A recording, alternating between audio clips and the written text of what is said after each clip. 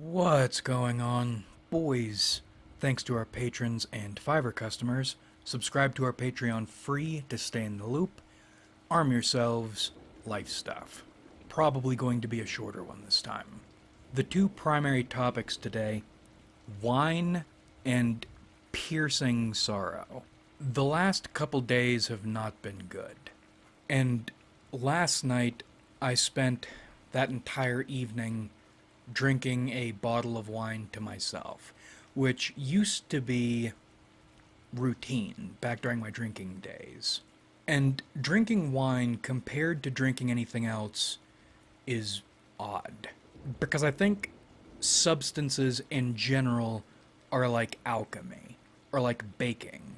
Using the wrong form or amount of the exact same chemical will get you different results. As in, with drinking, there's not just becoming drunk drinking anything. There are different sorts of drunks based on what you're drinking. And I'd forgotten how much I love wine. Beer is screwy because it feels like, well, beer is fun to drink. It's like grown up soda. But in terms of that alchemy or that baking, beer is difficult because you can drink 6 beers in a row and be fine, and then you have that seventh, and then you're completely out of control. You're out of your mind.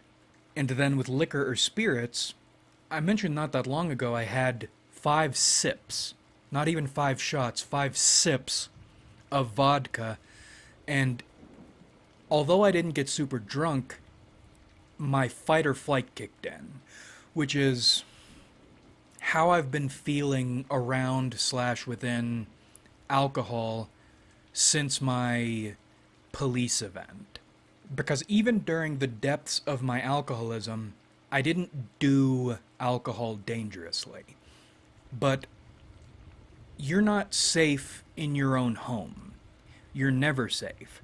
And if you drink or engage in any sort of substance that puts you out of control of yourself, you are at risk of finding yourself dealing with shithead dudes with guns screaming at you while you are not at the top of your game.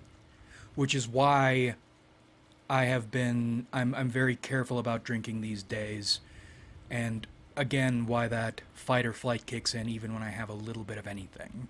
But the last 2 days had been so shitty, and you know, alcohol is demonic generally, because I live in an area, a bag of chips, not even a family-sized bag of chips, is $7. Okay? I can still get a full bottle of wine for around $10. Everything where I live is super expensive except for the alcohol. It's like the powers that be, or at least in this country, want you to be an alcoholic. And that's what everyone in my area is. Everyone's an alcoholic. Even where I came from, everyone was an alcoholic. Anyway, I start drinking that bottle of wine, and I am reminded why wine is my drink. And for that very reason, why wine above everything else is so dangerous, at least for me. Because wine doesn't feel as dangerous while you're engaging in it. With beer and spirits, again, for me, I can feel the danger kicking in. With wine, that's not the case. I can't chug wine, I have to sip it, even out of the bottle. And because of wine's alcohol content and the fact that you have to take it slowly, it's easier for that deep drunk state to creep up on you. And there are more reasons wine is easier to creep up on you. Because wine drunk, in contrast with all other drunks, feels warm and inviting. You might as well call wine wife, because that's how wine to me feels. Wine feels like your wife. You feel safe, you feel warm, like Laurentius, I think his name is, from the original Dark Souls, that armor of his, with his god embracing him at all times, that's how it feels. You feel like you're in a constant, warm, safe embrace. And wine, again, compared against all other substances, even other substances, wine feels like a psychic substance. Like your normality membrane, your normality cell wall weakens and messages start coming in. And that is how other alcohols feel, but again, like alchemy, you do it wrong, that process is dangerous and you get dangerous messages. With wine, it feels like the exact right amount of normality weakening and the exact right messages. And your wife embracing you helps make sense of them and seize upon the good ideas. But the danger with wine is those messages are not good. They just feel like the correct messages. I awakened my faith drinking wine. And I think that's a problem for me because whenever I drink wine now, I feel like I am reconnecting with the only person in life who cares about me and can make anything make sense. And when you're drinking wine, everything makes perfect sense. And I was watching some videos about alcoholism. I don't know if they're factual or not, the Dick Van Dyke alcoholism video. For certain people, their genetic makeup, wine or alcohol acts almost like a stimulant. And that's how I feel. I've never been tested genetically for any of that sort of stuff, but I feel or not just I feel, I am very motivated and productive on wine. I wrote my first 2 books on wine. And it's only after you've sobered up you realize none of that actually made any sense. And because you were so motivated and suggestible in that state, you probably put a lot of work in on something that doesn't matter, or you should not be doing. And that fight or flight danger, scrape with death feeling came on only today, after I've completely sobered up and everything is fine, thank God. But it's interesting that I didn't even get hardcore drunk. It was more like I maintained a wine buzz over a long time. But the fact that buzz was enough to make that feeling kick in afterward, and only afterward, it's deeply concerning. And you shouldn't be doing any of this shit. So that begs the question, why drink? And by extension, why use any substances? Well, nothing in life makes sense, and nothing in life feels good, and you never feel safe, and depending on your poison, your substance of choice probably does feel good, it probably makes everything make sense, and you probably do feel secure, or at least out of your mind enough not to care while you're using it. The problem is that substances don't actually feel good. They just make you feel like you feel good briefly. And at best, you've gone nowhere, and at worst, you have set yourself at 90 miles an hour down a dirt road with no lights, or you've already crashed. I feel like I need to be, or I don't feel like I need to, I mean, I do feel like I need to be, but in fact, I do need to be on 24/7. And there are almost no opportunities to turn that higher level, that security focused level, off. And when you do get those opportunities, there's nothing in life worth enjoying or believing in. It seems like the more you try to make sense of reality, if you're doing it earnestly and not choosing something canned and not thinking about it anymore, an explanation I mean, and if that's what you do, that's really what you should do if you want to live a happy life, because reality is madness. Nothing is what people say it is, and people can't even agree on what is. And then if you try to sideline people and focus on what things are, you learn nothing is what it presents itself to be. There's no anchor. All that exists is confusion and danger. And that's perhaps the only thing you can really believe in, which is your fear of death.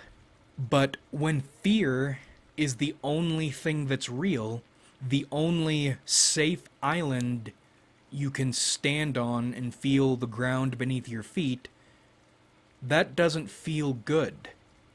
There's nothing inspiring about that. There's nothing heartening about that. There's no solution. There's no salvation in the negative fashion. And that's all your life is. Working tirelessly not to be careless so you don't preemptively lose something you're doomed to lose, no matter what you do. And whenever you talk about this sort of stuff, there are always people who say, well, I'm not afraid of death. And that's great. Do me a favor, go ahead and die. I would sleep better knowing you didn't exist. Mr. or Miss, I don't fear death. Why don't you die right now? Because you think there's something worth believing in or pursuing, and there isn't. And either you'll learn that at some point, or you'll be confronted with death, and then you'll be afraid. And I wish I could be there for either of those situations, those realizations, but I can't, so enjoy them in private. It seems like if you want to live a, quote, meaningful life, the best you can do is find or develop a lie you can tell yourself and others, and pursue for fun. Try to make yourself forget it's a lie or never realize it's a lie until it's too late. And I'm not saying that like I'm better. What do you think I do? I talk about ridiculous shit and ridiculous life strats to distract myself. Everything that exists is trying to hurt you. And even if you hypothetically get into a spot you can hurt other things, put the hurt on the things trying to hurt you, all those things in the world, your offensive capabilities have little to no bearing on your defensive capabilities, and when you get into that realm of defense, you are at all times one little person against an existence that wants to hurt you. And any number of powers or capabilities you have accrued for yourself can and will be taken away from you. Always in the most unexpected, humiliating ways. This all would be different if there were a way to solve the life problem. And there isn't one. Now, you can lie to yourself with concepts. You can stick your head in the sand with substances, and those might work for a while, but eventually you will be confronted with your condition. And your options are to die, which you don't want to do because dying is scary. You don't have much, you have one thing, which is your life. And without your life, what is there? Well, you're going to have to find out at some point.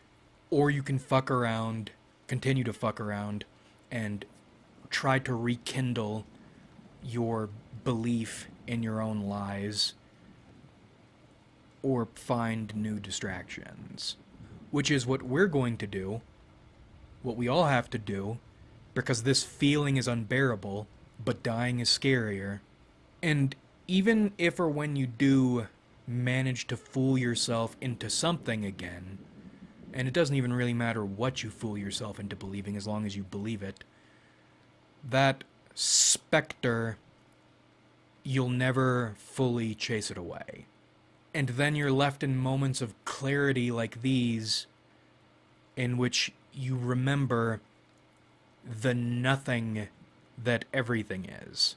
And to my mind, or to my soul, to my chemical makeup, the only lie that stays potent enough is crushing people who haven't felt this.